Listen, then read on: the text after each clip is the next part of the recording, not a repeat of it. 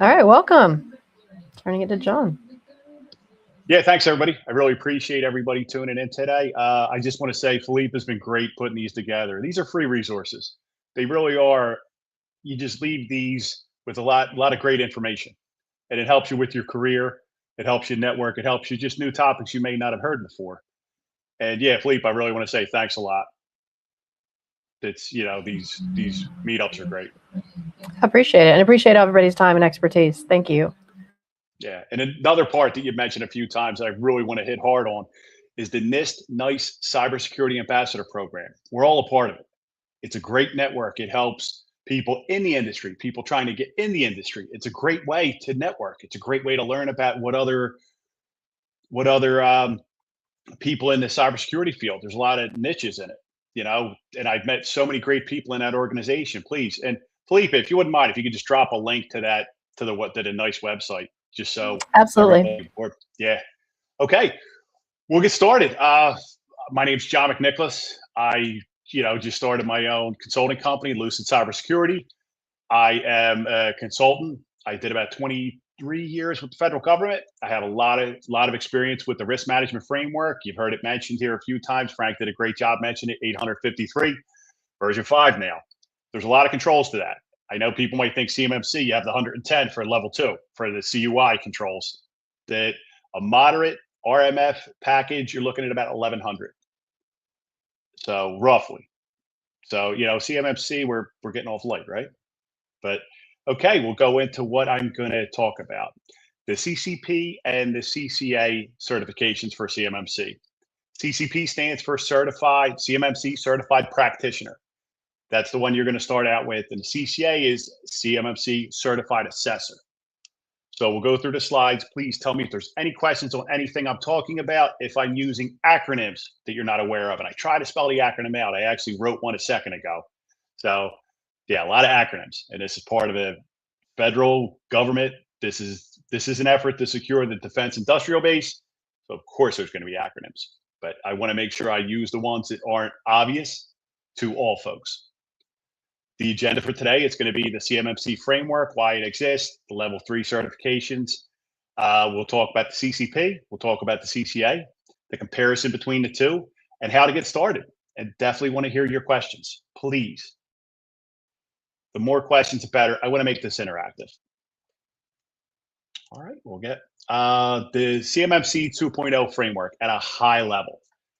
It is the Cybersecurity Maturity Model certification. It's the Department of War, apologies for that, Department of War standard for requiring defense contractors to protect federal contract information and control unclassified information. I see it as a form of third-party risk, supply chain risk. We're doing this more and more ever since SolarWinds back in 2020, I think it was. We're only as strong as our weakest link. And the Department of War wants to know that who they're doing business with and who is providing business and services for them is secure. We're just, protecting our country. And for level 1, 17 practices. And a lot of these need to be done in person. We could talk about that.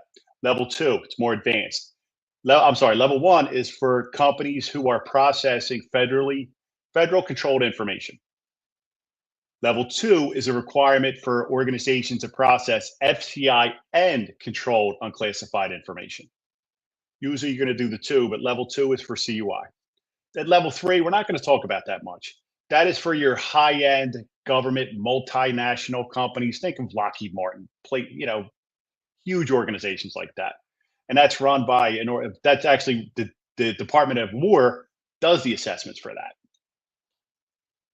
So yeah, there are the 3 levels of CMMC, the framework you could say. And we've talked about this a little bit, but the timelines, when it first started out, they said, hey, self-assessments, they're okay. But then they started to look into it and people really weren't doing what they said they were doing. So, phase 2 and the contracts is going to start require the contractors, subcontractors. And a lot of the high level, huge Department of War contractors are starting to require their subcontractors. We process CUI, you may process CUI. We want you to be CMMC level 2 certified. And at 2020, November 2027, DIVCAC is going to look at all the level 3. But the big one here is by November 2028, they expect all 200,000 possibly organizations to be impacted by these requirements. So that's where, that's how to level set. It's a growing industry. It's a new industry.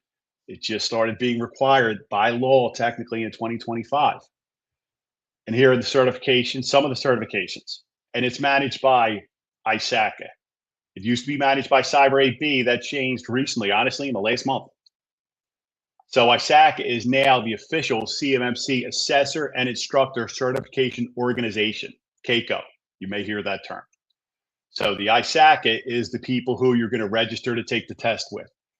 They're going to, if you pass the test and meet all the requirements that we'll talk about, they are the ones who will issue you the CCP, CCA, and the lead CCA. And the CCI, I'm not going to talk about that one. That's the CMMC credentialed instructor. They're making changes to that. That's most of the audience. I'm not going to mention into that one. But the CCP, it's the entry point into this ecosystem. If you want to be an assessor, as we saw with Ray is a registered practitioner. This is a consultant providing those great services to the defense industrial base. That's another track, another way to support the CMMC initiative. We're going to talk about the assessor route here. The CCP, it's an entry point because they help the assessment, and they can't kind of think of it as they're part of the assessment, but they'll kind of answer to and assist the CCA. So in the requirements for a CCP, you have to get the mandate, and this is something, please keep in mind, and I want to stress this, you have to be able and to be authorized to get your CCP, take the CCP test. You have to take the training through an approved provider. You can go on, there's certain sites, and please contact me. I'm sorry, I wish there was I'm not sure if the marketplace is the best to go anymore because we had some changes in the CAICO. But make sure if you're going to when you get the training for a CCP or CCA, it's an approved provider from ISACA to make sure that you need that to go forward. And you have to pass the exam. You need the Tier 3 background investigation. That is something after you pass it, that'll go through if you've been in the federal space. Mine didn't take long because I worked with the federal government.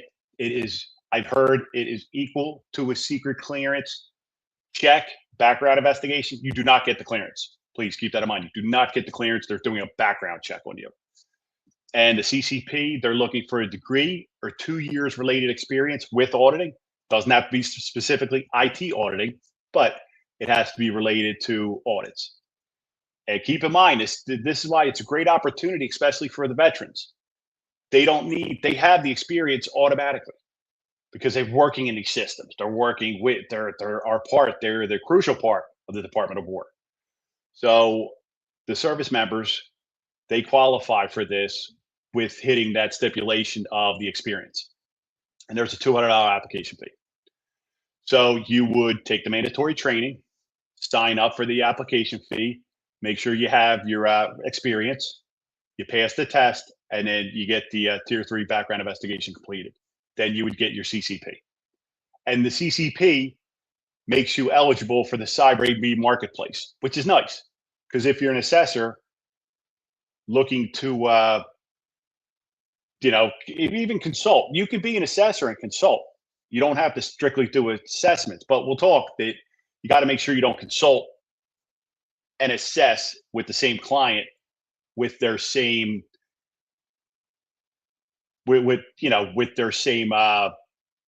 process being like this year. I think there's like a 3-year limit, but keep that in mind. There's a conflict of interest, and with this, there's a code of conduct that we'll talk about.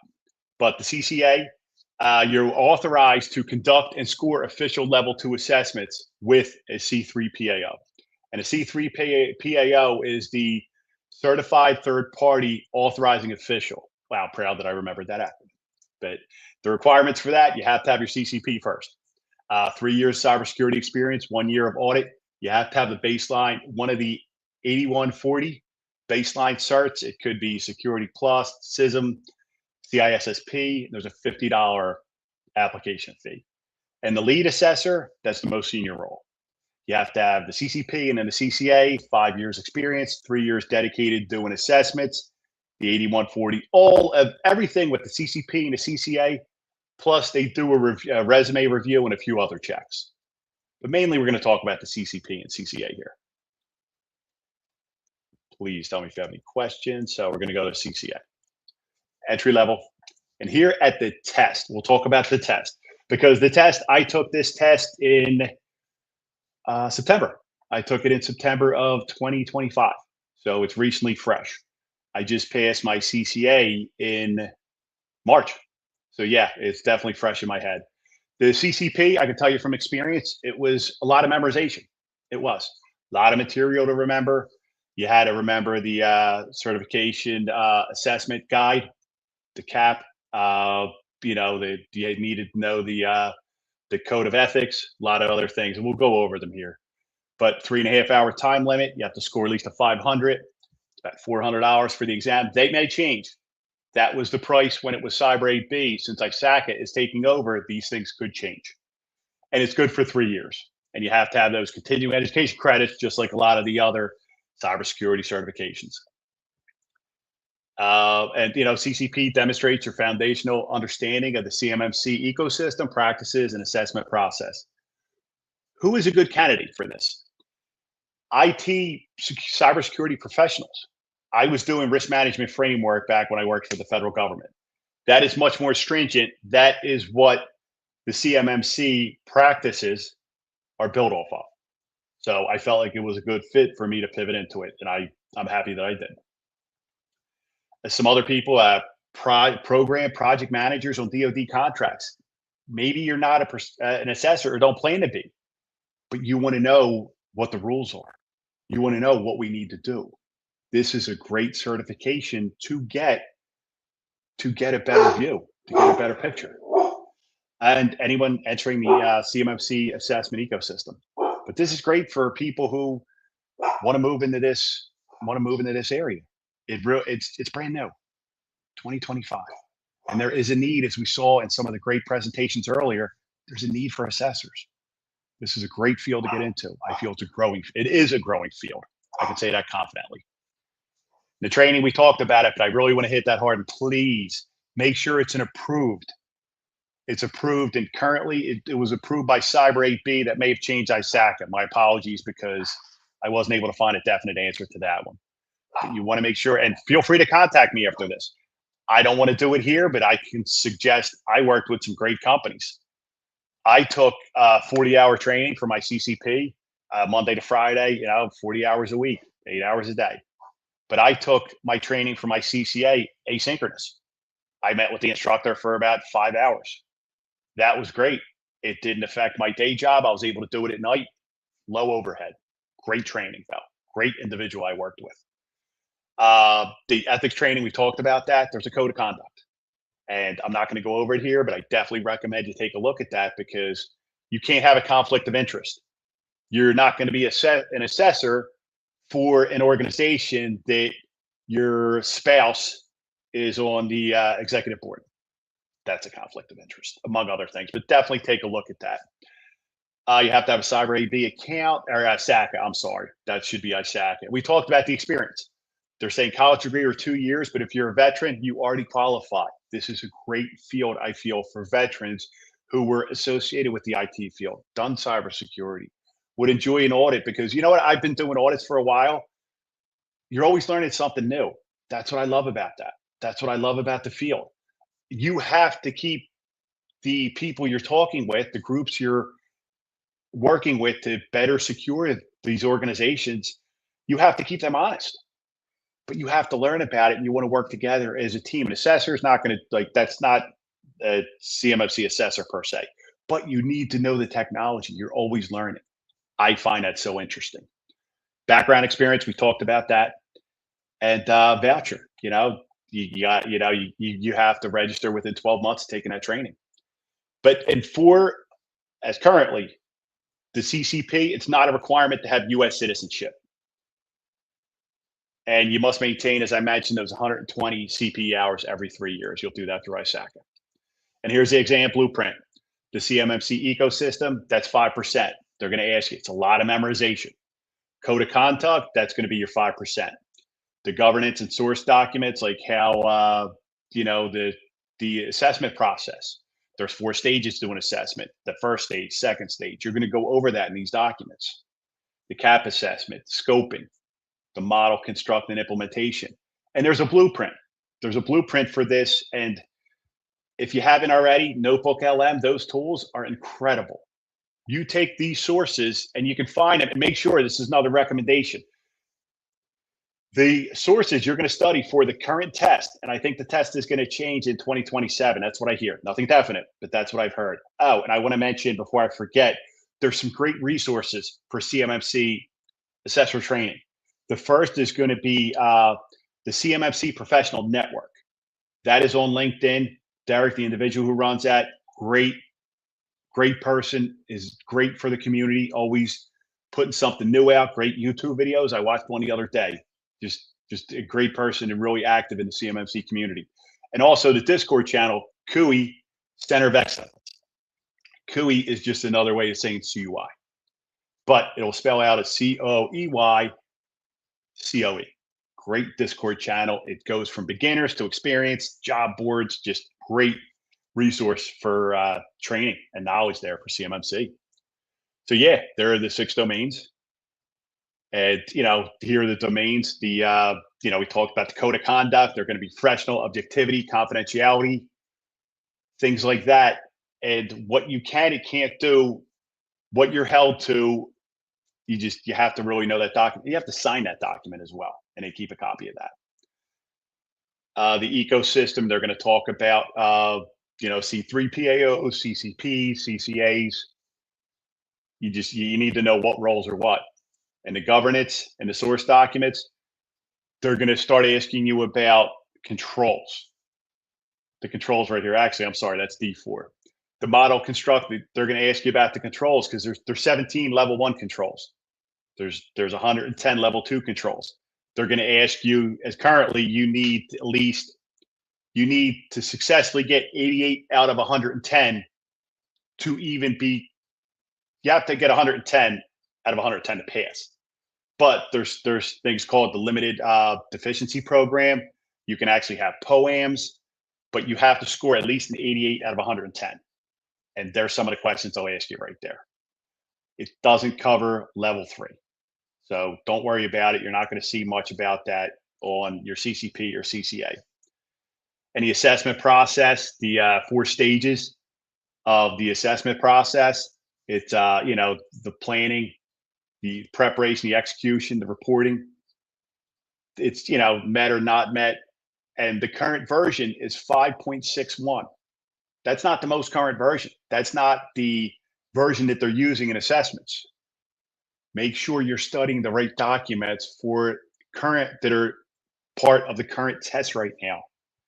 Because if you go to ISACA site or find some CMMC documents, they might be more current. Say they're on version 7 right now. I am positive that the test currently for CCP and CCA is testing off the assessment process guide 561. So keep that in mind. And then the scoping, what's in scope, what out of scope is. With audits, what's in scope is crucial. You have to know what's scope.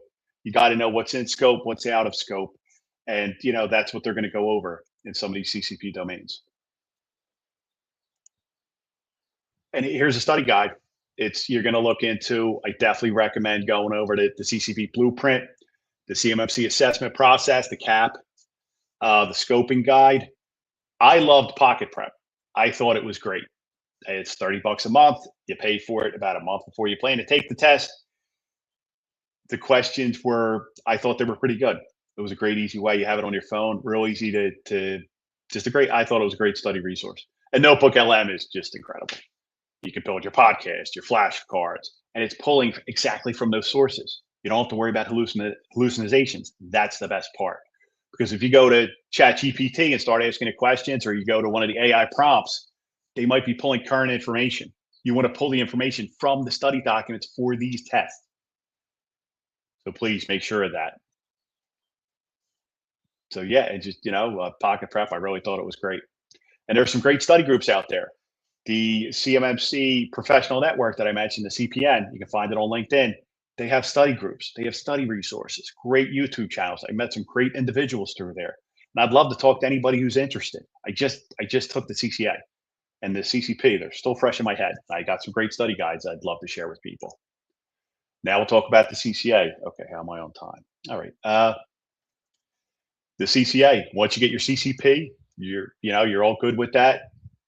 The CCA is where you can really, I feel it's really good money. It's a great step in your auditing career.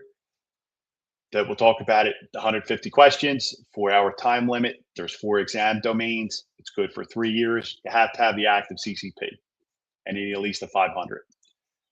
And the nice thing about this is you're doing the assessments. The CCP, and I'm going to be honest, a lot of the jobs now, if you're looking to get into this field, CCP you have to get. But if you're serious about becoming a CMMC assessor, you're definitely going to work to a CCA, because a lot of the jobs I see are all for CCA. Some of them are CCP, but a lot of these C3 PAOs, they're looking for the CCA because the CCA is multi-versatile. It's not just, the CCP is somewhat limited what they're doing. But a CCA can, with 2 or 3 CCAs and the quality assurance person, there's a couple more, okay? But they are just more desirable, to be honest.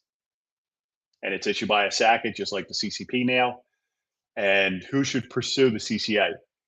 If you're serious about supporting the CMMC, if you're an auditor, if you enjoyed what you've learned in the CCP, great. It's a great certification to have. It's in demand. This is a growing industry.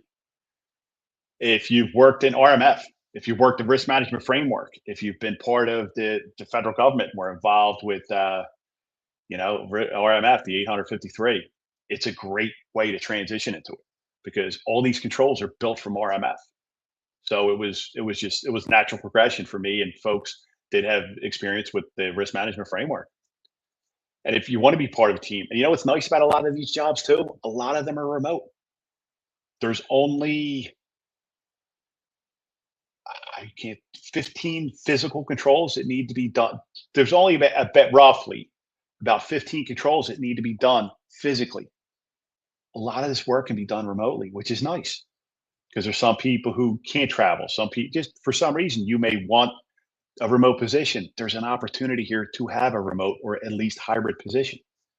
So these are great. It's just definitely one of the benefits of, these jobs. And prerequisites for the CCA, active CCP, you have to have the training. You have to have the training and make sure it's from a licensed provider. Please, there's a lot of people. I saw it when I was recently going for the training.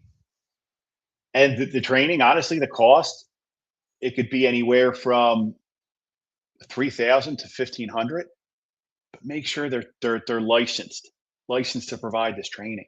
I would hate to see somebody spend $1,000 go to apply for their CCA, because you can't even apply. You can't even apply for the exam until that licensed provider provides the verification that you've taken the training.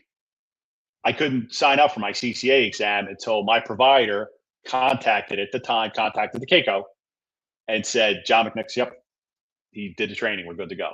And because I saw it the next day, I was able to go through and do that. The experience for 3 years, it's a little more. They're expecting a little more because you're an assessor as opposed to the CCP, the practitioner. This is one requirement. U.S. citizenship is required for the CCA. The background check, you should already have it from the CCP, I think, or at least be working on it. And I saw a lot of individuals, even though their tier 3 wasn't ready yet, they would still go through and take the CCA. It can take a little while, especially folks who have never had a U.S. federal background investigation. So you may want to get the CCP as you're waiting for your tier 3. Currently, you were still able to go for it. You were still able to apply and get the CCA. So if you were able to do that and pass the CCA, your background investigation may come through during that time. So I had a lot of people recommend that. And this this assessment, that they had this listed there, and my apologies, it's not a prerequisite. You don't have to actually be on a specific assessment, CMMC assessment per se. The field experience, I think, they knew I did risk management framework, but you don't have to, at this moment, you don't specifically have to have had CMMC assessor, direct assessor experience to get your CCA. And I speak completely from experience here. These are the domains for the CCA exam: the evaluating the OSCs, the assessment scoping. We're going back to the CMMC assessment process and the level 2 practices. With the CCA, you're going into the practices, and a lot of them are situational. I mentioned with the CCP, it was a lot of stuff. Memorization. It was a lot of memorization. Not as much memorization with the CCA. With the CCA, it was situational. So you definitely want to go through. That's what I liked about Pocket Prep. That's what I liked about just networking and asking those questions in the CUI Center of Excellence Discord, because it was great to go, hey, in this situation, what would you do? Do you think it was a pass? Was the intent of the control? Things like that. But yeah, less domains, but a lot deeper. And it wasn't a lot of memorization as with the CCP. Just a suggested study strategy here, Notebook LM. But you want to review all the practices, all 110 practices. You want to know, they're not going to ask you exactly what practice AC 1.5. They're not going to ask you the name. You're not going to have to memorize per se. But you will have to know, with this practice about account management, were some of these objectives, things like that. They'll ask you the subcategories of the practice. I always say control because I'm going back to RMF, but the practice. But definitely know the practices very, very, very well. And as we've mentioned a few times, CUI assets. You want to know them. You want to know people can be a CUI asset. Technology and property can be a CUI asset as well. But Notebook LM was just fantastic for this. Flashcards, things like that. What a great tool. What a great tool. Yeah, but definitely know the controls very well and think about it situationally. That'll help you out. Not as much memorization with the CCA. Ron, have they mentioned when they're going to change to like 171 revision 3? You know as well as I, Frank, we are so slow. Yeah. It is so slow with the federal government. I would say, I'm not sure. No, I haven't heard anything with it, honestly. So we'll see. It'll be interesting though, because they'll say it and it'll go in. They'll say it's going to be done November 1st of 2027. It'll really be 2023. Like we should be on IP6, right? As long as we're lost together, I'm cool with that. I'm cool. Absolutely, yeah. Ignorance is bliss, right? But yeah, here's the side to side. The application fee for CCP is $200. For CCA is $50. I think they give you a break after a little bit. You need the 120 CPEs with each, but if you get 120 with the CCP, they will apply to CCA. So it's not like you have to get 240 there. Some of the roles, CCP is great for consultant, practitioner, support. And because you might, I'm going to consult. I want to be a CMMC consultant. I'm just going to go with my CCP, which is great. Not just. You got your CCP. I think it's a great idea. And we talked about it. None of this stuff trumps experience. It truly doesn't. What I feel this does is it enhances you as a candidate for a job. It really does. Because a lot of these anymore, there's a lot of competition out there. It's a tough job market. So I felt, getting my CCA was a good way forward, and I've been really, really happy with it. But career roles, if you want to be a C3 PAO assessor, I recommend striving for your CCA. And the career path, we mentioned it, but enroll in the training, the license training, enroll in that. You pass it, it'll help you, gain some, in CCP, might help you gain some experience. And experience could be working with other people. It doesn't have to be specifically assessor experience. But if you want to go further, if you want to be a C3 PAO assessor, definitely going for your CCA. Get the CCA training, and then you pass the CCA exam.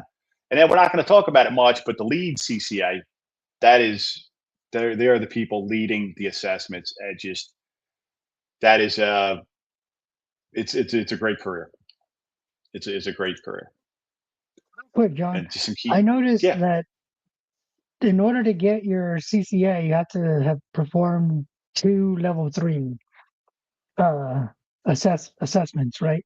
Does that mean like the C3 APO, like that organization takes on, like, would, like, do I have to be part of their organization, or would they like freelance hire me to fulfill those requirements yeah. That's one of them. for I an wanted to. assessment? No, good point, Frank. I wanted to keep that in the slides because sometimes I've heard the requirement, sometimes I haven't, but I can tell you from personal experience, you don't have to specifically and directly have CMMC assessor experience to get your CCA.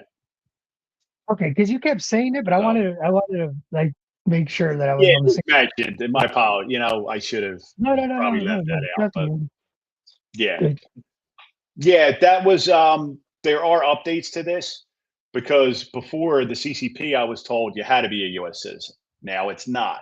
So those things, but to be a CCA, you don't have to have the direct experience. You might have to have auditing experience because, like I said, I was coming from the RMF, so Yeah. that one's kind of a gray area. So definitely look into that and contact me. I can get a direct answer for any of those who are planning to get their CCA and feel that that may be an issue. But definitely reach out to me. Actually, John, I feel like I'm the audience for this, sort of starting with step one as the CCP, because now you had me looking it up. I did find a self-study one that I think was coming in just over $1,600. Yeah, I mean, I'm sure they go, as you said, they go up, up, up. But if I was just kind of looking for the most cost-effective way, and had the discipline, which I'm quite good at the self-study path, having done so much academics recently. yeah, yeah, Um, and of course, having people like yourself and all of the resources that you've referenced. I mean, you know me well enough, and I say this kind of also on behalf of our audience. Uh, it seems like it would be worthy in a number of applications to have it. Whether you're and so I guess that's the thing is that, so I'm going to use myself as the hypothetical. If I were to get that, is that something that then becomes my job, or is it something like I contract out with other people and they can pull me onto their team, or is it just super useful, like if I was going to get full-time employment and to be speaking to people about the CMMC and sort of maybe more of an advisory role, like where does it go? yeah. I would say for the CCP, it can help you a few ways. If you're an organization that you're going to be doing this every 3 years, continuous monitoring, let's say, that's one of the best practices for IT security. Period. If you're an organization that's going to be doing this a lot and you're going to be with the organization a while, if I was the CISO or a lead person for the IT security, getting your CCP might be beneficial just to get the whole view of the CMMC process. So that'd be a good fit there. But a lot of times I would say for employment a lot because the CCP, I think it's great for consultants to get that. I've talked to a lot of folks who've gotten the CCP and they're not just, they were consulting. So that's been a real benefit to them. And it very, I'm all about experience trumps, all of the certifications, and we were laughing about the letters behind names. But it does show due diligence. It does show that you went through it, you studied, and the organization you've proven by passing that certification and meeting all the other requirements that you have the certification. So it's definitely helpful for employment because you can be on the team and it's good for project managers as well. Maybe you're not the person that's going to be specifically doing these assessment. Maybe you might not be an assessor, but the C3 PAOs, they're going to need support staff. They're going to need a lot of other people in the organization, not just assessors. So I talked to one of my old coworkers, and he was saying, a lot of the project managers are real up to speed with the CMMC practices, with the theory. It's not just, so the CCP would really help. I think really help. No, I know for us, Felipa, one of the things that we're looking at from our organization is like, you've seen our software, right? And so our software kind of enhances all this and it makes it more efficient. But we're kind of like, okay, do we need our CCP, CCA to boost its credibility? Like one of my concerns is like from a DoD perspective, yeah, cool. From a CMMC perspective, that's why I eventually I plan to bring on John and just be like, okay, dude, what are we missing? But at the same time, I'm like, shit, I think our people should probably have at least the CCP. One of my concerns Yep. though is like if we get our CCP, John, is the expectation? You made it sound like it's not, but I just want to be clear. The expectation isn't that you're going to work towards your CCA and assessments because we kind of don't want to do that, right? Our goal is to provide software that makes all of that easier, but like not be heavily involved in it. Like that like we want to empower you and your organization to go forth and do great things. So if we were to get our CCP and not do assessments, do we lose it because like if we keep our continuing education credits up and everything, is there still a chance You're that we good. would lose it because we're No. not moving on? Okay, No, cool. Okay. no, you can keep the CCP. And Frank, in that situation with your organization, if you decide to go that way, or if you move further in the CMMC space, I think CCP is a great fit because it just shows you have the full you have along with your experience, you have the proven, you have the certification right? from the accrediting body that you have the knowledge along with your experience. Yeah, no, So yeah, totally. I think it would be huge. I think it would definitely be beneficial. Yeah, if you see the road. No, but you don't have to. You don't have to go from a CCP to a CCA. Now, I will be honest. If you're going to be an assessor, if you want to work for a C3 PAO and be an assessor, I recommend going for your CCA. Right. Yeah, that makes If you're going to be an sense. assessor, absolutely. But like what you're doing, your organization, helping businesses get up to speed with their security, having a CCP would help if you find yourself going more and more into the CMC space. But no, I don't feel you have to. But yeah, assessor, absolutely. That's awesome. No, this has been so incredibly, honestly, relieving. Like just the information you provided, because we were kind of like, man, like it wasn't presented in the way you did. So no, really appreciate it. Absolutely. Yeah. And my apologies about that, and I know it changes, but you do not have to be specifically and directly on an assessment to get your CCA. So Cool. All right, it sounds like it's pretty rigorous, and I'm obviously I love to study. That's my thing. But looking at, and again, I'm going with the lowest price point. I know they go up. It almost feels like a company could potentially just get someone on their team to get their CCP and almost save the cost of an outside consultant that could be like tens of thousands of dollars. It's just, is that what it kind of like a workaround if you had someone who was like, yeah, I'll do it? The class I took for the CCP, there were individuals from manufacturing companies.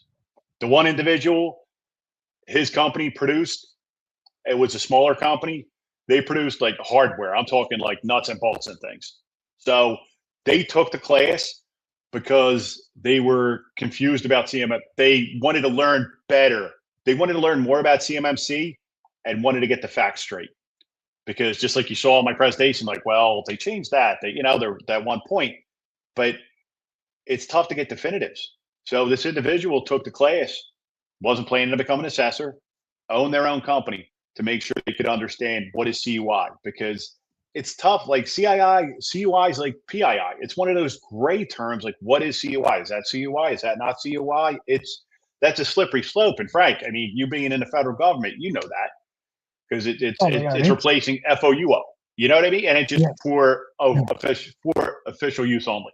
I got to spell the acronyms. I hate when people use acronyms and don't. But Yeah, but there was a lot there. There were 2 individuals in that class of 12 that were in the manufacturing industries and were not planning to take any assessors. But Philippa, back to your point, I think it'd be great for an organization. If you're deep in the CMMC, I personally, if one of my team was open to it, I would love to have them get CCP training, because this way they, really learn the controls, they learn the process, because you want to help the assessors. And I love it. I think Frank said this, within like the first hour, a team will know if the client's going to fail the audit or not. And I hate to say that, it's a shame, but you want to be prepared. You want to have all your T's crossed, all your I's dotted before you start that assessment. You may want to work with a consultant. Consultants are a great way to do the gap analysis. That's huge. But having someone on your team that has a CCP would definitely help you during your assessment. Actually, I think you clarified it's not an and or. It's not sort of say have someone on your team do CCP, or get a consultant. You can spend the money on the consultant as well. I think they have a ton of value to add.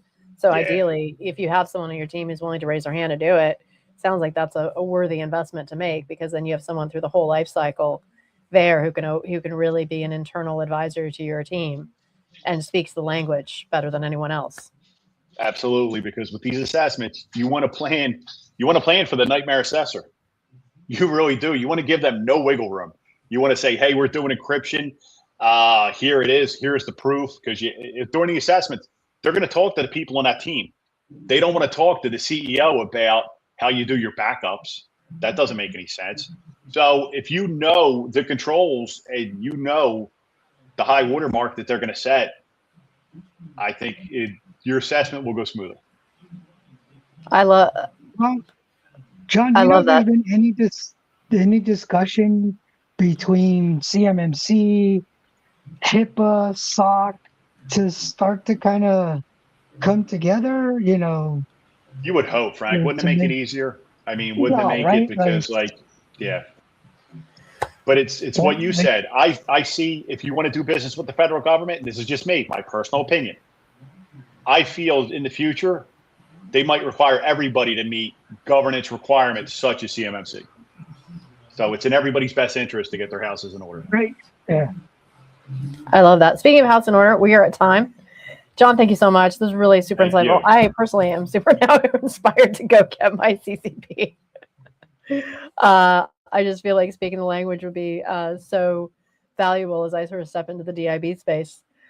So everybody, we will see you all in the next session. We're going to be joining Darcy for CMMC Beyond Compliance, AI, Governance, Identity, and the Future of DIB Security. So thank you all, and we'll see you in the next session.